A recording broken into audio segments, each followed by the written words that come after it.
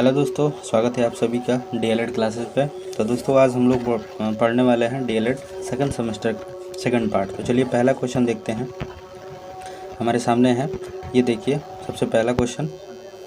किसी संख्या के 1/4 में से 2 घटाने पर शेषफल क्या है? 1 है, तो वह संख्या ज्ञात कीजिए। ठीक है, तो चलिए देखिए, वह संख्या मान लेते हैं। ठीक है, वो क्या है? x है। ठीक, अब क्या बोला है? 1/4। 1/4 का मतलब क्या होता है? देखिए 1/4, यानी कि जो संख्या x है उसका हम लोग करेंगे 1/4, यानी हो गया x/4। ठीक है, दोनों का आपस में मल्टीप्लाई कराएंगे तो हो गया x/4। अब यहाँ पे कह रहा है कि 2 घटाने पर, तो हमने 2 को क्या कर दिया? माइनस कर दिया, तो हमें शेषफल क्या मिलता है? 1, यानी कि 1 जो हमारा क्या है? वो रिजल्ट है। तो पहले अब यहाँ पे 1 करके फिर 4 और 1 का एलसीएम 4, ये 4 से 4 को जब डिवाइड कराएंगे तो कितने बार में होगा? 1 टाइम में। अब 1 टाइम में होगा तो 1 का x में करा देंगे तो x ही होगा। इसका टेबल पढ़ेंगे तो क्या होगा? 4 टाइम में होगा, और 4 का 2 में करा देंगे तो 8 हो जाएगा, इजिकल टू 1। अब यहाँ से देखिए 4 जो है वो किधर है? डिवाइड में है, उधर जाएगा तो क्या बन जाएगा?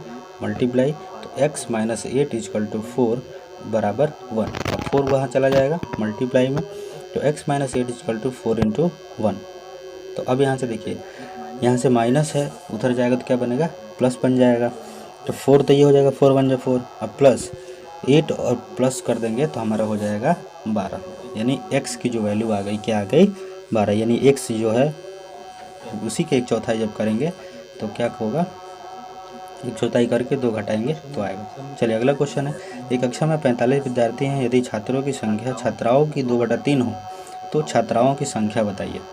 ठीक है, क्या पूछा है? छात्रों की संख्या छात्राओं की 2/3 है ना। तो मान लेते हैं कि छात्रों की जो संख्या है या छात्राओं की जो संख्या है वो कितनी है? x है, क्योंकि जो छात्र हैं वो छात्राओं की 2/3 है ना। छात्र जो है जो दो छात्राओं की 2/3 है, छात्राओं की संख्या x हो गई, छात्र कितने हो जाएंगे? 2x, यानी x इंटू 2x/3, ये हो जाएगा 2x/3। ठीक है, ये होगा 2x/3। अब ये बात करते हैं 45 विद्यार्थियों की, यानी कि दोनों को प्लस करेंगे, यानी छात्र और विद्यार्थी, सॉरी छात्राओं और छात्र को जोड़ेंगे तो x प्लस 2x/3 दोनों को मिलाएंगे तो कितना आया? विद्यार्थी हैं टोटल 45, तो हम लोग कर देंगे इसको 45। अब क्या करेंगे? 3 इसके नीचे 1 मान सकते हैं, 3 और 1 का एलसीएम 3। अब यहाँ से 1 का टेबल 3 टाइम पढ़ेंगे तो 3 आएगा, और 3 में x का मल्टीप्लाई कराएंगे तो होगा 3x, प्लस 3 का 3 से डिवाइड कराएंगे 1 टाइम में, 2 का x कराएंगे तो 2x इजिकल टू 45। अब यहाँ 3 कहाँ है? मल्टीप्लाई में, उधर जाएगा तो क्या बन जाएगा? डिवाइड बन जाएगा। तो 3x plus 2x is equal to 45 into 3। ठीक है, यानी 45 गुणे 3। अब देखिए 3x प्लस 2x जोड़ेंगे तो कितना हो जाएगा? 5x इजिकल टू 45 गुणे 3। ठीक है, वहाँ पे देखिए, माफ़ कीजिए, 49 नहीं है, 45 है ना, 45 है। तो x इजिकल टू अब क्या होगा? देखिए 5 जो है वो डिवाइड मल्टीप्लाई में, उधर आएगा तो डिवाइड बन जाएगा, तो 45 गुणे 3 बटा में 5, 5 से डिवाइड कराएंगे 9 बार में, 9 का 3 से कराएंगे ना 3 27, यानी हमारा आंसर आ गया 27, यानी छात्राओं की संख्या जो है कितनी है? 27। ठीक है, छात्राओं की जो संख्या निकल कर आई है, x की जो वैल्यू निकल कर आई है वो क्या निकल कर आई है? 27। तो छात्राओं की जो संख्या लिखेंगे वो क्या है? 27। हमसे क्या पूछा था? छात्राओं की संख्या, तो हो गया छात्राओं की संख्या 27। चलिए अब अगले क्वेश्चन पे। 2 क्रमागत संख्याओं का योगफल 21 है, उन संख्याओं को बताइए। 2 क्रमागत बोला, क्रमागत मतलब क्या होता है? क्रम से, है ना, यानी कि कंटिन्यूस जो नंबर हम गिनते हैं 1 2, तो उसी तरह मान लेंगे कि माना कि जो पहली संख्या है, क्योंकि 2 पूछा है तो पहली संख्या मानेंगे, पहली संख्या क्या होगी? x होगी। ठीक, दूसरी संख्या क्या होगी? अब देखिए दूसरी संख्या जब मानेंगे तो x प्लस 1। अब क्यों होगी x प्लस 1? क्योंकि देखिए जो पहली संख्या है, जैसे हम लोग पढ़ते हैं 1 2 3 ऐसे कंटिन्यू इनफाइनाइट तक पढ़ते जाते हैं। ठीक है, तो जब पढ़ते हैं तो देखिए वो अगला नंबर जोड़ने के लिए क्या करता है? हमेशा 1 प्लस कर रहा है। तो इसी में दो संख्याएं बोला है, एक में हमने इसको क्या कर दिया, प्लस कर दिया। अब क्या करें कि दोनों को संख्याओं का योगफल कितना है, 21 है, यानी x plus 1 is equal to हो गया 21। x और x दोनों जुड़ जाएंगे, दोनों जुड़ेंगे तो कितने बन जाएंगे, 2x, है ना। x और x क्या हो जाएंगे, 2x प्लस 1 और इज इक्वल टू में क्या होगा, 21, यानी बराबर 21।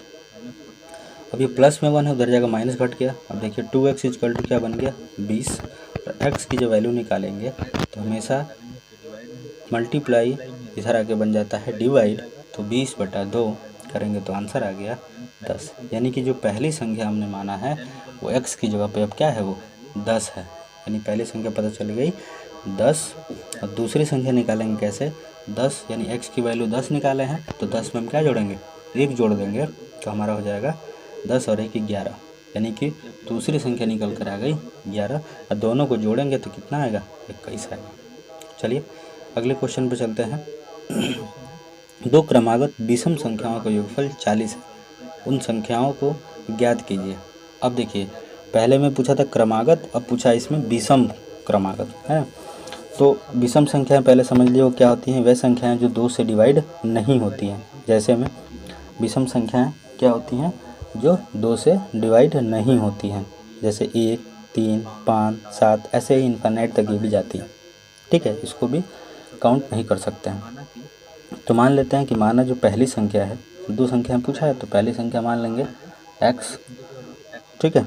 तो दूसरी जब मानेंगे तो देखिए 2 जोड़ेंगे, कितने जोड़ रहे हैं, इसमें 2 जोड़ रहे हैं तो अगला नंबर आ रहा है ना, सब में 2 जोड़ना पड़ रहा है, तो हमने भी इसमें भी क्या जोड़ेंगे, 2। तो दूसरी संख्या जब मानेंगे तो दूसरी संख्या is equal to x plus 2, ठीक है। दो संख्या हमको पता चल गई, पहली संख्या x, दूसरी संख्या 2x plus 2 plus x plus 2, दोनों को प्लस कीजिए। अब कितना मिल रहा है प्लस करने पे, 40, है ना। तो हम क्या करेंगे, x plus 2 is equal to क्या रखेंगे, 40, और x तो जुड़ जाएगा, x जुड़ के हो गया 2x माइनस। अब देखिए जो प्लस में 2 था उधर अगर माइनस बन गया, हो गया 2x इज इक्वल टू 38, यानी 38। x की जब वैल्यू निकालेंगे तो क्या होगा, 38/2, वो क्योंकि मल्टीप्लाई में इधर आएगा तो डिवाइड हो जाएगा, करेंगे तो हो गया 19, यानी x की जो वैल्यू आ गई क्या आ गई, 19 आ गई। अब 19 तो आ गई, जो कौन सी संख्या है, पहली संख्या है। दूसरी संख्या निकालेंगे कैसे, x की जगह पे 19 को रख के उसमें 2 को क्या कर देंगे, प्लस कर देंगे, तो 19 और प्लस 2 क्या हो जाएगा, 21। और 19 और 21 यानी 19 और 21 को जोड़ेंगे तो क्या आएगा, 40 आएगा, ठीक है। ये पहली और वो होगी दूसरी, दोनों को जोड़ने पे 40 आएगा, ठीक है। चलिए अगले क्वेश्चन पे चलते हैं। एक भिन्न संख्या का हर 7 है, ठीक है। यदि उसके अंश 1 और हर दोनों में 3 जोड़ दिया जाए तो उस भिन्न का मान 4/5 हो जाता है, वो भिन्न ज्ञात कीजिए। देखिए जो अंश और हर दोनों में क्या है, 3 जोड़ना है, ठीक है। और हर हमको दे दिया है 7, तो मान लेंगे कि पहले की माना कि अंश जो है वो क्या होगा, x होगा। अंश हमेशा यहाँ पे x मानेंगे, हमेशा नहीं, मतलब क्वेश्चन के हिसाब से। अब यहाँ हर बोला है 7, तो हर को 7 रखेंगे, भिन्न हमारी क्या बन के आ जाएगी, x/7। अब क्वेश्चन आगे पढ़ते हैं, कह रहा है कि अंश और हर दोनों में क्या जोड़ दिया जाए, 3 जोड़ दिया जाए, तो 3 ऊपर भी और 3 नीचे भी, तो हमको भिन्न जो प्राप्त होता है वो क्या होता है, 4/5, ठीक है। तो अब देखिए ऊपर सेम पद नहीं है, नीचे लेकिन सेम पद है, और ना तो सेम पद क्या हो जाएंगे, आपस में जुड़ जाएंगे, लेकिन ऊपर वाले पद जो नहीं जुड़ेंगे, ठीक है। 1 4 1 4, तो x plus 3 is equal to नीचे वाला तो जुड़ जाएगा, तो 7 और 3 कितना होता है, 10 इज इक्वल टू बराबर 4/5, ठीक है। अब 4/5 ये हो गया इधर, तो जब हम दोनों का क्रॉस मल्टीप्लाई कराएं, क्या कराएंगे, क्रॉस मल्टीप्लाई ऊपर के नीचे से, नीचे का ऊपर से। देखिए 5 का कराएंगे तो 5x plus 3 is equal to 10 plus 4 हो जाएगा 40। अब ब्रैकेट के अंदर सभी संख्याओं से कराते हैं, तो 5 में x से 5x प्लस 15 और 40, 5x इज इक्वल टू, ये 15 है उधर जाएगा तो क्या बन जाएगा, माइनस हो जाएगा, तो 40 में से 15 घटा देंगे तो हमारा क्या हो जाएगा, अब देखिए 5x इज इक्वल टू क्या रिजल्ट आएगा, 40 में से 15 घटाएंगे तो आएगा हमारा 10 में से 5 गया 5 और ये 25, यानी कि 3 3 में से गया तो 25 आएगा। x की वैल्यू जब निकालेंगे तो 25/5, 5 से कर डालेंगे तो x का मान कितना आ गया 5, यानी कि अंश क्या होगा 5 हो जाएगा। तो हमारी जो भिन्न बनेगी वो हो जाएगी 5/7, ये हमारा आंसर होगा। चलिए अगले क्वेश्चन पे चलते हैं।